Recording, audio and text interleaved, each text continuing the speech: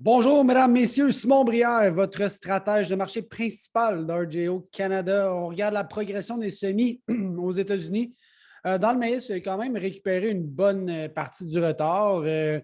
On est rendu quoi à 79 de semis, donc ça va quand même assez bien à ce niveau-là. Certains États dans le nord, nord-ouest qui est encore un peu en retard, je pense au Dakota du Nord. Mais dans l'ensemble, on a rattrapé pas mal le retard pour ce qui est du maïs. Donc, on voit la progression ici. Là, on est pas mal d'un temps rendu à fin mai. C'est bien. Soya, 50 en moyenne 55 là aussi, c'est bien. C'est peut-être une journée ou deux de différence. On est dedans. Encore une fois, nord-ouest, toujours en retard dû aux pluies. On est vraiment dans les temps graphiquement. Là, on voit assez bien ici. Pour les conditions du blé, ça s'est redressé. My God, 1 c'est rien. En fait, le blé est 28 de bonne ou d'excellente qualité. C'est horrible. On voit ici le 2022 comparativement aux dernières années. C'est une des pires lectures au niveau des conditions du blé. Hein? Donc, ça ne va pas super bien pour le blé. Une des raisons, c'est qu'évidemment, on est dans une zone de sécheresse, le blé d'hiver. Bon, c'est un petit peu à travers les États-Unis au complet, là, mais majoritairement en plein cœur, en plein centre dans le Kansas. Donc, deux tiers, 66 est en zone de sécheresse. Donc, ça explique pourquoi c'est pas beau. Niveau économie, les taux d'intérêt augmentent en flèche, eux qui avaient baissé rapidement avec la COVID. On est revenu un peu au niveau pré-pandémie, je dirais, mais ça s'est fait très, très, très rapidement pour contrôler l'inflation. Les marchés financiers, je regarde la bourse, par exemple, S&P 500, les indices ont baissé. On est peut-être à une baisse de 20 au niveau des indices boursiers, inflation, retard de livraison, enjeu de main-d'œuvre, pénurie de X, Y, Z. Donc, un petit peu plus de difficultés, ces marchés financiers. Nasdaq, les technos aussi fortement à la baisse. Donc, c'est un peu l'environnement économique qu'on a actuellement. D'un côté, oui, le grain est un petit peu en pénurie, mais peut-être une récession qui s'en vient. Enfin.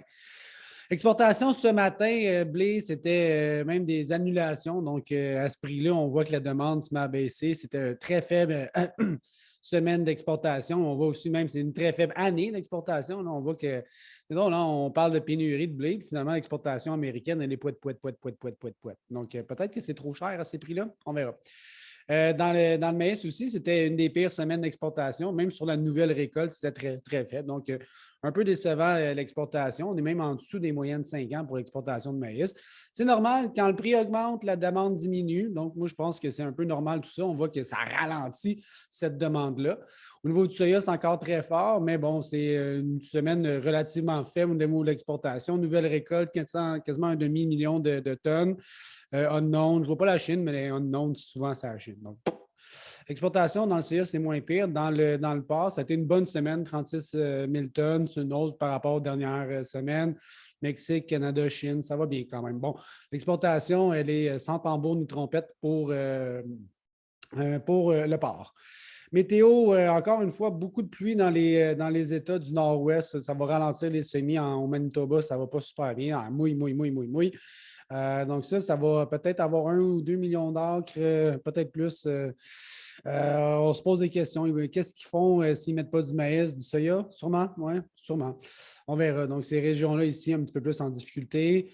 Température un peu froide, encore de la pluie. Donc, ce n'est pas un forecast parfait pour la météo. Mais sinon, la majeure partie du Corn Belt, ben, ça va quand même bien au niveau des sécheresses. Même chose pour le soya, ça va quand même bien dans l'ensemble. C'est vraiment la partie ouest qui est en difficulté parce que dans l'est, ben, ça va quand même assez bien. Graphiquement, on voit un petit peu d'hésitation. Hein. Je regarde le maïs nouvelle récolte ici, là, un support assez important aux alentours de 7 piastres, mais difficulté à faire des nouveaux hauts et de progresser. Donc, on a un marché très haussier. On consolide un peu. On attend de voir pour la prochaine direction. Donc, ça ici, consolidation, hésitation, un peu de mouvement de côté. J'ai la même chose pour le soya.